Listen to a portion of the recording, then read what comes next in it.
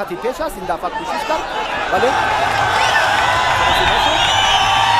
این اولین ضربه کوشش میکند که تشبث برتری رو به دست گیرد و هنر خود رو مطلوب سراسیمه می شود.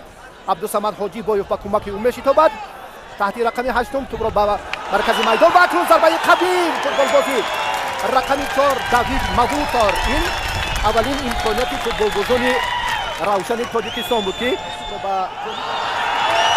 صادق موسی و هجوم دسته روشن تاجیکستان قد نمیگردد. سلامان تکی و این دفعه باز نومان حکیم میشه ضربه قوی نومان حکیم کمی بلندتر. این امکانیت دومی دسته روشن تاجیکستان است که توری دروازه عبدالله فائز عبدالله الزوبی سازد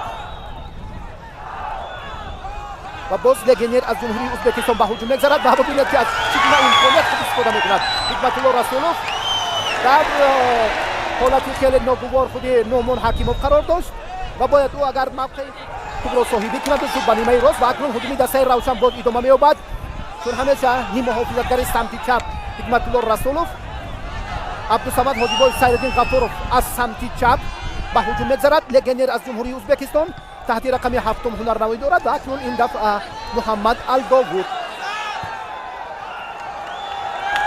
دوران توپ تصانف این دفعه ببینید دوران باز کوشش میکند کمی بلندتر دورتر از ستون دروازه. این کپ خوبی ها فوتبال تاجیکستان در مسابقه جام کنفدراسیون شرکت می‌ورزد. هجوم روشن تاجیکستان این دفعه باز ببینید سلامان و کمی محافظتگر که واقعا بازیگران دسته الرمتن خوب هنرنمایی دارند.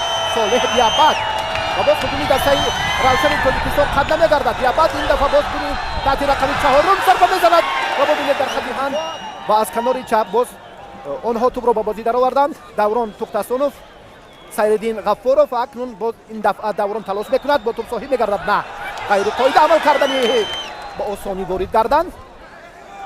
اکنون عبدالصمد حاجیبایوف خوب هنرنمایی دارد. یک نفر دوم زود توپ را به صادق موسی توپ عبدالصمد حاجیبایوف و اکنون این دفعه ببینید که باز دروازه‌بان خیلی خوب هنرنمایی میکند با همراهی دوران توپ تصانف حکمت الله رسولوف و اکنون برای سلامان تکی از مسافه خیلی نزدیک ضربه زد و عبدالله سیرالدین و اکنون هجوم دسته روشن تاجیکستان نومان حکیموف و اکنون این دفعه باز مراتبه دوم سلامان به هجوم میگذرد و باز از سمت چپ میدان چون همیشه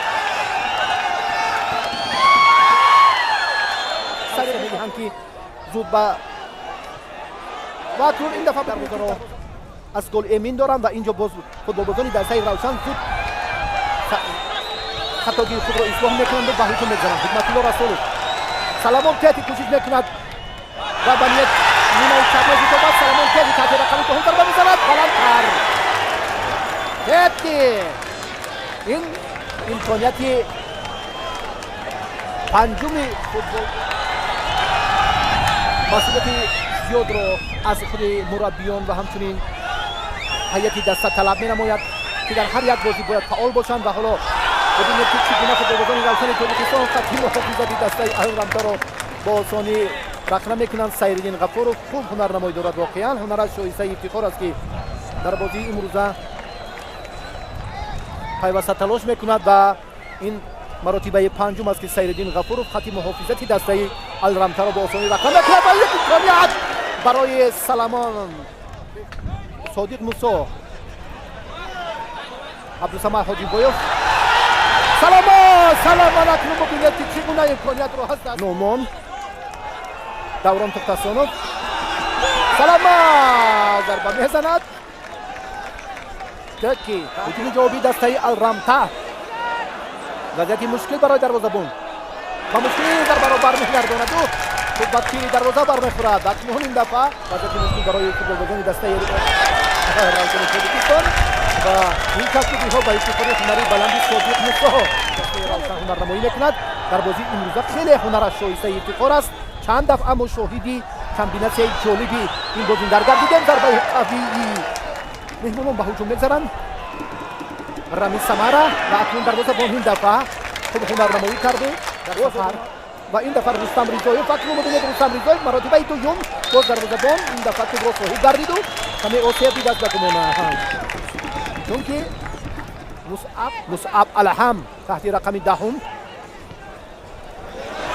و باز برای که دروازه‌بان دسته الرمته و این حسابی بازی ساده شد ببینید چگونه آنها با سراسیمت راه The second substitution for آنها با سمت حرکت میکنند و حالا از سمت چپ میدان باز هجوم را دوام میدهند. نومان خود ضربه میزند، ضربه نومان را دروازه‌بان برمیگرداند و این دفعه باز بکی نومان این ضربه زد بله بلندتر در بازی این روزا خوب هنرنمایی کرد کاپیتان دسته عادل ارگاشف وضعیت ناگوار برای دروازه‌بان و او با توپ صاحب میگردد و دسته الرمته میشوند عادل کاشف ضربه میزند و این دفعه ببینید حسن رستموف کوشش از تیر دروازه از میدان بیرون شد. چون این مسئولیت باید در نیمه اول و همچنین در قسم دوم بیشتر میشد و دروازه‌بان آسیب دیده است. دروازه‌بان آسیب دیده است و دکتری دسته الرمته با کمک او میشتابد و صاحبان میدان با همراهی مخلصان بسیار اظهار نگرانی دارند، شتاب دارند، تلاش میکنند که وقت را با ثمر استفاده نمایند و دروازه‌بان احتیاطی دسته الرمته باشد آمادگی می‌گیرد دسته روسا تلاش میکنند شاید این دقیقه های وقتی ایلاوگی را با ثمر استفاده نمایند. از پاسوهای خیلی دور دوید ضربه زد نه